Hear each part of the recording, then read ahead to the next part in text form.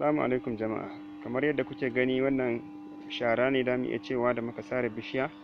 To amma saboda muhimmancin yadda sharan yake da muhimmanci mukan ɗauke shi a matsayin shara, amma zamu iya juya shi ya dawo mana gawayi. Kamar yadda kuke gani yanzu haka nan muna ƙoƙarin mai da shi gawayi ta hanyar sanya shi cikin drum a rage masa yawan iska. Ana ɗan sa ruwa a gefe in ya kama saboda kar ya zamo toka. To da izinin Allah nan gaba za ku ga sakamakon wannan abin nan ɗin.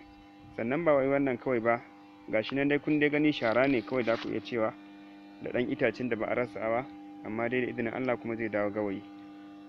Kuma sannan da akwai hanya daban-daban insha Allahu wanda za mu zo mu fahimtar da mutane insha Allahu don a rage yawan sare bishiyoyi. Dattin da suke zubarwa ma ya isa a yi wani al'amari da shi na girki da abin da ya shafi girkin. Allah ya sa mu dace.